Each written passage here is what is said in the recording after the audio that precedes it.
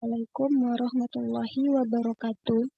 My name is Vindi Shafira, ID number 19029118. In this video, I will give the example of Cangelosi taxonomy in cognitive domain. Cangelosi categorizes the cognitive domain on the level of knowledge and intellectual.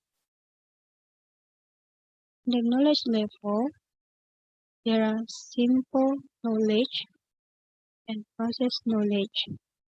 For simple knowledge, students take the formula for the volume of a prism. At this level of knowledge, students' understanding is determined by how well they remember information. This becomes irrelevant to the goal of simple knowledge if students use reasoning or higher order cognitive processes to determine their responses. Pada tingkat pengetahuan sederhana, contohnya, peserta didik menyatakan rumus volume prisma. Pada tingkat pengetahuan ini, pemahaman siswa ditentukan oleh seberapa baik mereka mengingat informasi. Hal ini menjadi tidak relevan dengan sasaran pengetahuan sederhana apabila siswa memakai penalaran atau proses kognitif tingkat tinggi untuk menentukan tanggapannya.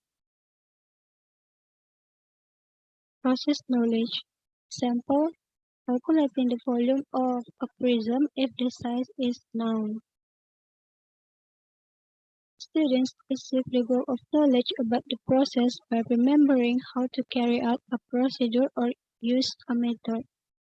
Knowledge of process questions ask students to show that they know the first, second, third, and so on steps in a process. Because knowledge of process goals deal with students' ability to remember responses rather than a single response. Each response in our sequence is a stimulus for the next response, so the accuracy of students is needed in this case. Ada pengetahuan tentang proses, contohnya, menghitung volume prisma jika diketahui ukurannya. Peserta didik mencapai sasaran pengetahuan tentang proses dengan mengingat bagaimana menjalankan proses atau menggunakan suatu metode. Soal mengenai pengetahuan tentang proses meminta siswa untuk menunjukkan bahwa mereka mengetahui langkah pertama, kedua, ketiga, dan seterusnya dalam suatu proses. Karena sasaran pengetahuan tentang proses berurusan dengan kemampuan siswa mengingat tanggapan, bukan hanya satu tanggapan tunggal. Maka setiap tanggapan dalam urutan merupakan stimulus untuk tanggapan berikutnya. Jadi, kecermatan siswa sangat diperlukan dalam hal ini. Dan intellectual level. In intellectual level, Cangelosi divided in pemahaman komunikasi, konseptualisasi, application, and the extending of application.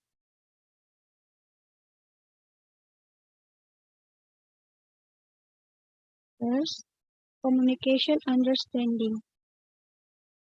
For example, students explain where the triangle formula is obtained from.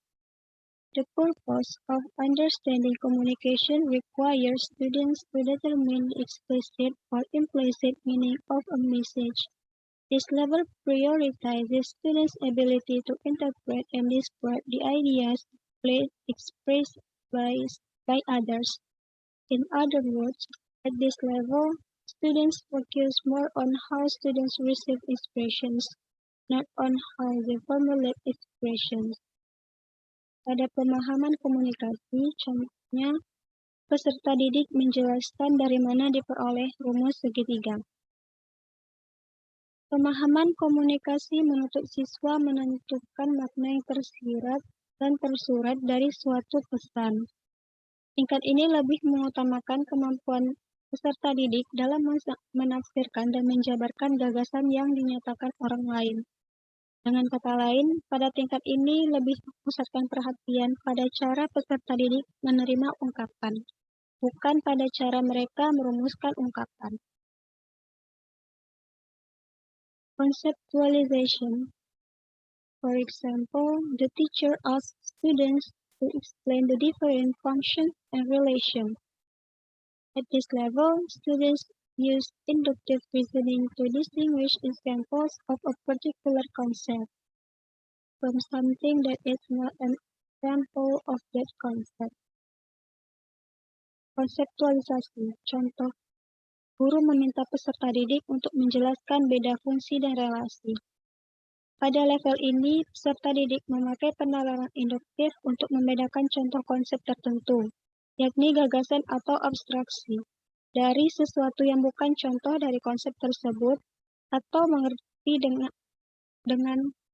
mengerti mengapa ada hubungan tertentu. Application. Example, a right triangle JKL has a right angle at the point K. If length JK equals 4x plus 1 cm, KL equals 7x minus 2 cm, and JL equals 6x plus 3 cm, find the perimeter and area of the triangle. At this level, students are required to use deductive reasoning to decide how to solve a given problem. An application problem confronts students with problems and tasks to conclude whether a certain relationship